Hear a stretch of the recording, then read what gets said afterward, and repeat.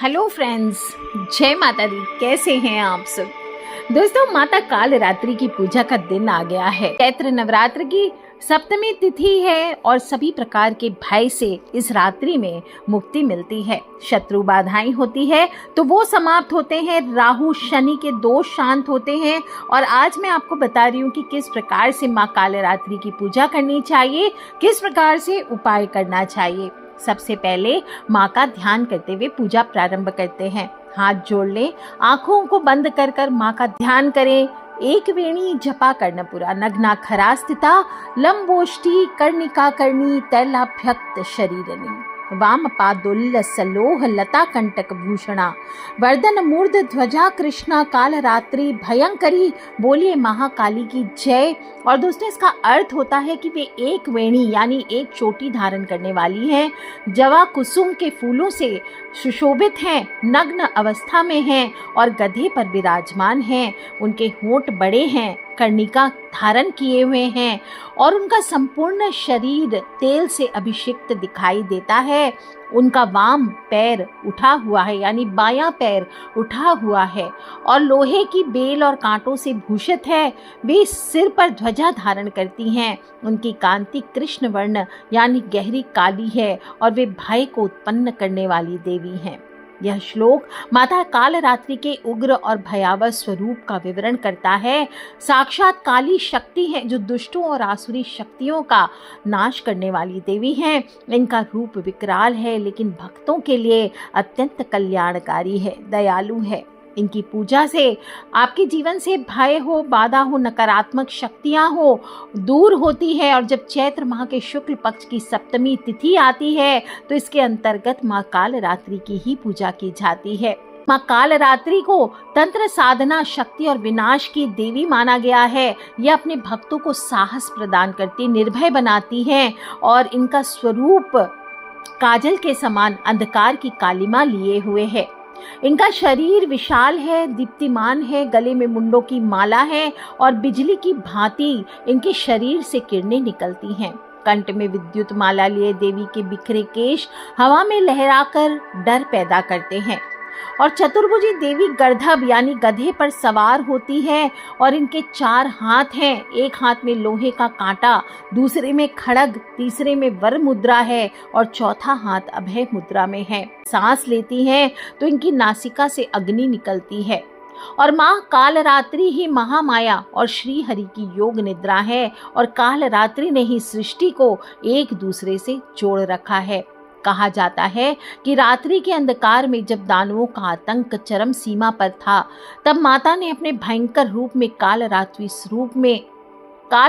स्वरूप में जन्म लिया और शुंभ निशुंभ रक्त बीज जैसे असुरों का संहार किया। इनकी रौद्रता से समस्त दिशाएं भय से कांप उठी, लेकिन भक्तों के लिए सौम्य और मंगलकारी है। और दुर्गा के 7वें स्वरूप में माँ देवी काल रात्रि शनि ग्रह पर अपना आधिपत्य रखती हैं। देवी काल रात्रि का अत्यंत भयंकर स्वरूप मात्र पापियों के नाश हेतु है और इसीलिए भक्तों को ये शुभ फल देती है, इसलिए इन्हें शुभंकरी भी कहते हैं। और एक हमारी कुंडली के दशम और एकादश भाव से इनका संबंध होता है। अतः देवी की साधना का संबंध आपके कर्म हुए, आपके प्रोफेशन हुए, आपके पिता हुए, आपके पितृ हुए, आपके आय, आपकी लाभ, आपकी नौकरी से है। इनकी दिशा पश्चिम दिशा है और सर्वश्रेष्ठ इनकी साधना उन लोगों के लिए बेस्ट है जिनकी आजीविका का संबंध कंस्ट्रक्शन से हो, मैकेनिकल से हो, इंजीनियरिंग से हो, हार्डवेयर से हो या पशुपालन से हो। देवी की साधना से ग्रह बाधाएं शांत होती है, पद उन्नति मिलती है और धन लाभ होता है। तो आप या तो अपनी जहाँ स्थापना है वहीं बैठकर पूजन करें, और अगर आपने कोई स्थापना नहीं की है तो आज घर की पश्चिम दिशा में पश्चिम मुखी होकर नीला वस्त्र बिछाकर देवी का चित्र की स्थापना कर विधिवत पूजन करें। आज के दिन नियम तो ये होता है, स्टील के दिए में तिल के तेल का दीपक किया जाता है। लो बाण से धूप करते हैं, काजल से माँ को तिलक करते हैं, नीले पुष्प चढ़ाए जाते हैं, रेवड़ियों का, काले तिल की रेवड़ियों का भोग लगाते हैं। और एक छोटा सा उपाय भी करना चाहिए। अगर घर में धन की समस्या बहुत ज़्यादा है, पैसों की समस्या बहुत ज़्यादा है, बार बार बरकत नहीं होती, लग्जरीज नहीं आ रहे, लाइफ में कार्य में बाधाएं आती है, दुकान में सेल नहीं होती है, फैक्ट्री में कोई भी प्रोडक्शन कर रहे हैं वो सेल नहीं हो रहा है, आपके कोई इंस्टीट्यूट आदि है वहाँ पर आपके पास अट्रैक्शन नहीं आ रहा है, बच्चे नहीं आ रहे हैं, किसी भी प्रकार के आप लोगों को काम धंधे को आकर्षित करना चाहते हैं, तो आपको एक उपाय करना चाहिए। 11 सिक्के, कोई भी 1 रुपये, 2 रुपये, 5 रुपये, 10 रुपये, जो भी आपके पास सिक्के हैं, 1-1 रुपये के, 50 पैसे के, जो भी आप 11 सिक्के ले लीजिए और 11 जितने सिक्के हैं उसकी डबल मात्रा में लौंग ले लीजिए। यानी 11 सिक्कों के साथ 22 लौंग लेने हैं आपको और 11 सिक्के रख कर उसके ऊपर 2-2 लौंग सजा दीजिए और उसके बाद माता के सामने रख करके आपको एक काले हकीक की माला है तो श्रेष्ठ है, नहीं तो काली उड़द के 108 दाने ले लीजिए। देखिए, माला जब भी रखें सिद्ध माला, अभिमंत्रित माला रखनी चाहिए, नहीं है तो काले उड़द के दाने से आप इस जाप को करें। सबसे पहले माँ का ध्यान कर ले, जो हमने शुरू में किया। एक वेणी जपा कर्ण पुरा नग्ना खरा स्थिता लंबोष्टि कर्णिका कर्णी तैलाभ्यक्त शरीरनी वाम पादुल्ल सलोह लता कंटक भूषणा वर्धन मूर्ध ध्वजा कृष्णा काल रात्रि भयंकरी। इस मंत्र का जाप कर लीजिए, या फिर नहीं बोल सकते तो खाली ओम काल रात्रि दिव्यै नमः, ओम काल रात्रि दिव्यै नमः, ओम काल रात्रि दिव्यै नमः। इस प्रकार से जब जाप पूरे हो जाएं तो जो सिक्के आपने चढ़ाए हैं, लौंग आपने चढ़ाए हैं, वो आपको उठा लेने हैं माँ से, माँ के सामने से आरती पूजा कर लीजिए, सारा क्षमा प्रार्थना आदि कर लीजिए और इसके बाद में भोग लगा लीजिए माँ को। और इसके बाद में ये जो सिक्के हैं इसको तो आपको तिजोरी में रख देने हैं, पोटली नुमा बना करके, या ऐसे ही रख दीजिए। अपने दुकान के गल्ले में रख सकते हैं आप, अपने फैक्ट्री के गल्ले में, इंस्टीट्यूट के गल्ले में, या ऐसे ही अपने पर्स में भी रख सकते हैं, पर इन सिक्कों को खर्च ना करें। और जो लौंग है उसको बेस्ट होता है घर में, अगर कलेश हो, बहुत ज़्यादा अशांति होती है, नज़र बाधा लगती है, तो ये लौंग को कूट करके भोजन में डाल के सभी लोगों को खिला देना है। अगर कम लोग हैं भोजन करने वाले तो एक ही दिन में ना खिलाएं, 2-3 दिन 4 दिन के अंदर थोड़ा थोड़ा करके खिला दीजिए। और अगर लगता है कि घर में नज़र बाधा ज़्यादा है, बहुत ज़्यादा कलेश बहुत ज़्यादा होते हैं, बाहर से लोगों की जब बाहरी लोगों की बात आ जाती है, तो आपको ये जो लौंग मैंने बताया है रखने के लिए, इसकी जगह आपको साबुत काली मिर्च के दाने रखने हैं। और जब पूजा पूर्ण हो जाए तो ये साबुत काली मिर्च के दाने सभी घर के सदस्यों के ऊपर से 8-8 बार उल्टी दिशा में घुमा घुमा कर घर के बाहर आपको ले जा करके जला देने हैं या जल में प्रवाह कर देना है।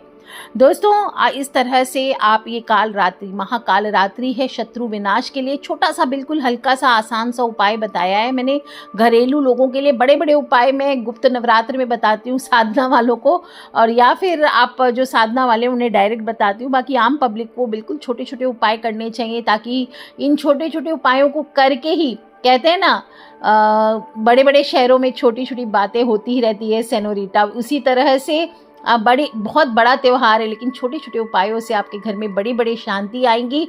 तो आप भी करें ये उपाय और अपने फ्रेंड्स, फैमिली, मम्मी पापा, भाई बहन, बच्चे, सभी लोगों से उपाय शेयर करते रहा करें। से ही देवी के द्वार खुलते हैं और इस दिन से प्रथम जो तांत्रिक है वो देवी को मदिरा का भोग लगाते हैं। और इस दिन जो साधक होते हैं उनका मन सहस्त्रार चक्र में अवस्थित होता है। और कुंडलिनी जागरण के लिए साधक जो साधना में लगे होते हैं आज अपने सहस्त्रार चक्र का भेदन करते हैं।